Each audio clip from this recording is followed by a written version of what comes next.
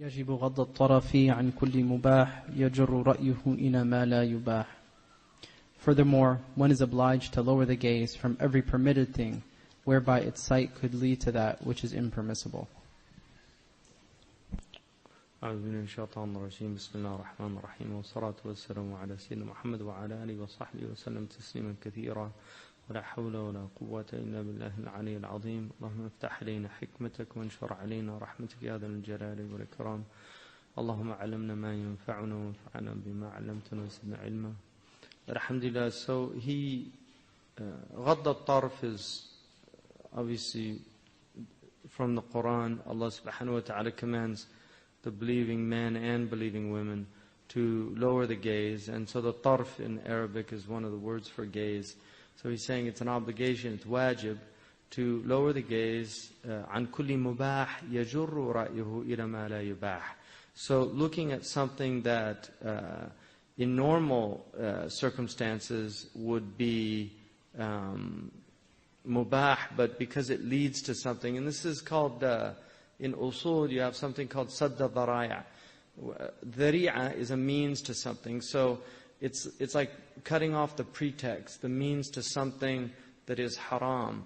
So if something in and of itself is not haram, but it's the means to something haram, then sometimes the scholars will tend to argue on that you should prevent that pretext. So for instance, they traditionally, and this is certainly the hukm that you'll find in all of the books of fiqh, that it's not permissible to look at the face of an ajnabiyya. Ajnabiyya, and basically there's three things that create mahramiyya. The mahram is a person who you cannot legally marry, and they have a different hukm or ruling, legal ruling, than a person that you can. So for instance, if a woman is married, you can't legally marry her, but she's still not a mahram because she could get divorced, she could lose her husband, and in that situation you could marry her. So a mahram has a permanent prohibition of marriage. It's not simply at any given time. So for instance, if your brother is married to a woman, and then that's part of the family, but nonetheless, you could potentially marry that woman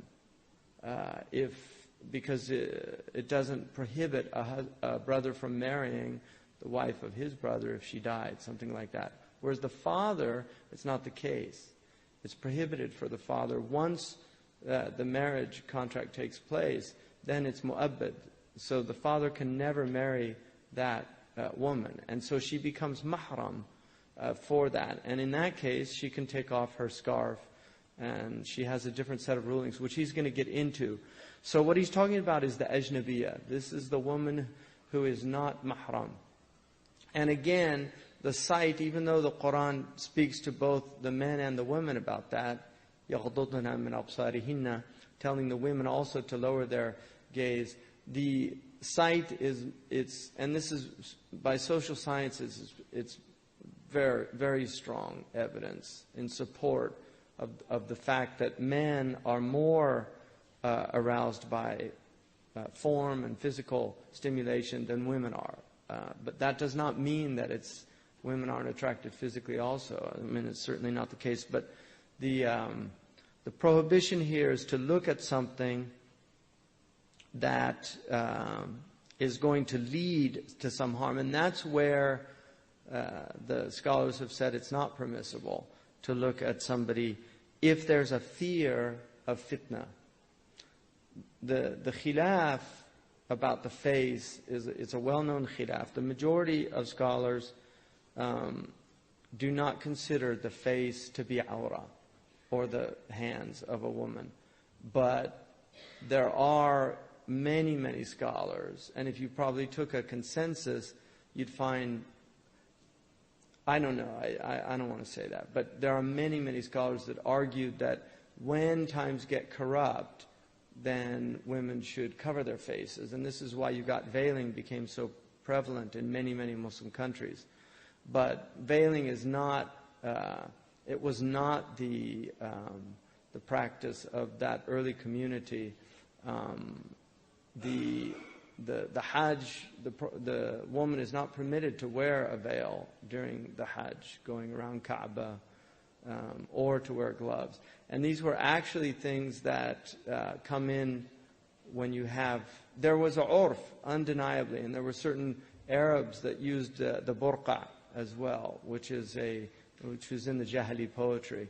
But women tended to have a khimar, which is a head covering. And this is why people say, oh, there's no headscarf in the Quran. They don't know Arabic, because the khumar in the Quran that's mentioned are the head coverings.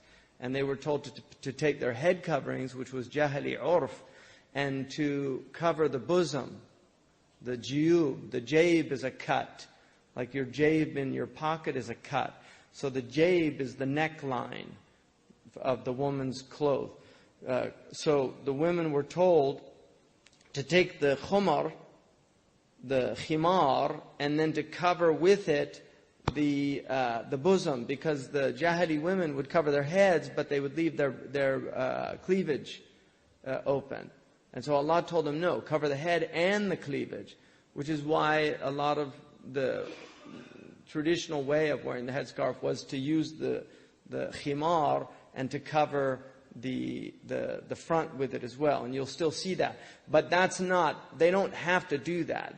They can use other material to do that. That's the Quranic injunction was because that's the material that they had. So as long as they're covered, whether they do it with the khimar or with the whatever clothes they're wearing. So, and then you have the chadur, which is probably closer to what the early women wore. They had an outer garment that they would wear, and they could hold it with their, so they didn't have a face veil, but they could cover their faces when they wanted to, and they certainly did that. And there's plenty of evidence. But the hadith of at the Hajj, when the Prophet ﷺ was giving the farewell khutbah, is very clear, because he took the face of Al-Abbas' son, and he moved it away because he was staring at a woman, and he turned his face away from her. So he didn't tell the woman to cover her face. He told the man to lower his gaze. And so what he's saying is it's not permissible when there's a fitna, and also if looking for any long period of time will lead to a fitna. And again, when they say fitna, they're talking about ladha. And then he talks about, whether it's not, is it an obligation for her to cover her face or not? This is a big khilaf in the tradition, and you get opinions. If you go to certain places, it's just an assumption that they have to cover their face. So if you go to certain places in the eastern province of Arabia, it's very, very strong there. The urf is very strong for a woman to cover her face. Obviously, in Saudi Arabia today, that is the dominant position, and the ulama rigorously adhere to that, which is why you will find people get upset if people don't cover their face. It's become a lot more lax since I've become a Muslim, and because I've been going to Arabia since the early 80s, and it's changed drastically. It's a completely different culture, especially in the Hijaz. So globalization is having its effect. I personally think that the veil will probably die out almost, and it will be taken not as a cultural, like in Arabia, it's part of the culture. So it'll become a religious adaptation. People adopt it, women will adopt it for religious reasons, not for cultural reasons. And so I don't think it's going to go away permanently. I think there will always be people. The arguments for it are compelling. Both sides are strong, but it's not like you can't say it's a weak position, or no, it's there. Shaykh Abdullah bin Bayya is of the opinion And I certainly concur with him about that. That in the West, the veiling is very problematic because it's so alien to the urf of Western society. And veiling tends to actually be a very negative thing. Like it's associated with bandits and criminals. But women did used to wear face veils, and widows wore veils in the West. So they did cover, they had veils. And I actually have a picture of my great-grandmother with a full face veil on for Easter services. And that was in the 1920s. I actually wanted to write an article. My grandmother wore a face veil, and she was Irish Catholic. Because people did used to wear face veils. And this idea of banning them is very weird. Because what do you do on ski slopes? Do you give them tickets? Because they give tickets to women if they have a veil in France now. So if they're up skiing on the Alps, they can't cover their face or something. It's a very weird thing, taking away people's right to express a religious sentiment. So anyway, what he says is, is it an obligation? And he talks about these different opinions and then says, that she must do it if she's really, really beautiful. And if she's less than that, then it's still a good thing to do. So that's his position. In Mauritania, the women actually don't wear face veils, but they do sometimes. They wear their milhafa in a way where they can cover their faces. So they don't have the tradition of a niqab, what's called a niqab. But in most Muslim countries, niqab was very common. It's just a fact. But again, the Sharia is the dominant position in the madhabs of the great scholars of the madhabs was that the face was not a veil. And Shaykh Abdullah bin Bay actually in the Sina'at al-Fatwa says that it was the dominant opinion of all four madhabs that it was not considered an obligation to cover it. So, as an ideal Islamic state, should a government impose hijab? Well, two things that I have problem with. First of all, ideal.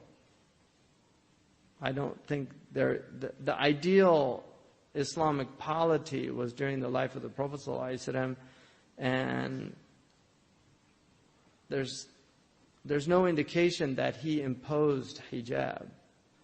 I mean, women, that was the urf of the society to wear it, and what the Quran told them to do was to cover themselves, and they did it. So their iman that was the level of their iman. But I think any type of coercion, la ikraha fid din, any type of coercion leads to hypocrisy. You just turn people into hypocrites, and they don't believe what they're doing. And obviously, every society has standards. So America has a hijab, England has a hijab, and they impose it by law. You cannot walk naked in the West. It's illegal. You'll be arrested. So that is an imposition of a hijab law. But who determines what the boundaries or the hudud of that are, right? I mean, this is the debate. So in Islam, a free woman's awra is defined. Whereas in the West, the awra is defined by the social standards. 100 years ago in the West, a woman could have been arrested for wearing a miniskirt, right? Because it would have been considered public lewdness. And she would have been arrested. Well, that's not the case anymore. So standards, those social standards change. The Sharia doesn't change. These are thawabit in Sharia. So people can't come now, 1400 years later, and tell us, for 1400 years the Muslims got it all wrong. Now in this great enlightened age of Islamic illumination, we've realized what the Quran really meant. That argument is patently absurd because, one, the Sahaba understood the Arabic and the Prophet ﷺ was there to show them, and we have the hadith, and people say, oh, they want to condemn the hadith and say, well, I don't believe in the hadith. There are mutawatir hadith that you cannot condemn. If you condemn them, it's the same, because we have an epistemology. Just like the West has an epistemological approach to things, Muslims have an epistemological approach to things. So we have mutawatir, that's part of our epistemology. We have ahad, that's part of our epistemology. We have akhbar, we have dhanniyat, we have hadsiyat, we have wahmiyat. These are all part of the epistemological approach of Muslims. Mutawatir khabar is 100% epistemologically sound. It's factual. So if the Prophet ﷺ said something and it's mutawatir, and you deny it, it's denying the Quran. It's the same, because the Quran is mutawatir. And so there's these people who say, oh, I only accept the Quran, the Quraniyun. They've already rejected the Quran. وَمَا أَتَاكَمَ الرَّسُولُ فَخُذُوهُ. Right? Whatever the Prophet ﷺ tells you to do, وَمَا نَهَاكُمْ عَنْهُ فَانْتَهُوا. And what he tells you not to do, avoid it. Where does he do that? The Prophet ﷺ wasn't telling us in the Quran. He was saying the Quran was from Allah. He's just delivering it. That refers to his sunnah. And he said, don't, لَا أُلْفِيَنَّ أَحَدُكُمْ مُتَّكِيًا عَلَىٰ أَرِيكَتِهِ. Let me not find one of you reclining on a comfortable couch and saying, مَاذَا وَجَدْتُمْ فِي هَذَا الْكِتَابِ فَاتَّبِعُوهُ. Whatever you find in this book, follow it. And if you don't find it in this book, just leave it. And he said, they won't mention my sunnah. And he said, Wallahi utitu al-Qur'ana wa mithlu. I was given the Qur'an and its like, which is the sunnah. So to deny the sunnah is to deny half of Islam. Because it's La ilaha illallah, Muhammad Rasulullah. It's God and it's the messenger of God. The Quran is the word of God. It's not the word of Muhammad sallallahu alaihi wasallam. But the hadith is the word of the Prophet sallallahu alaihi wasallam from Allah. But it's the Prophet ﷺ telling us, and we have to follow the Prophet ﷺ. So to deny the hadith is kufr. If you deny the whole body of hadith, you're kafir. You're not Muslim. You're outside of Islam. To deny a hadith in al-Bukhari is not kufr. If somebody says, I can't believe in that hadith, that's not kufr. It's not something I would risk. You should at least say, I don't think he said it, but if he said it, I believe it. It's a more intelligent approach, agnostic, about the hadith, not about Allah. Right? So, and an ideal Islamic state is an ideal Islamic state of mind. And that's where you won't need to impose the niqab if you have the hijab, if you have an ideal state of mind in the Muslim woman. You won't need to impose it.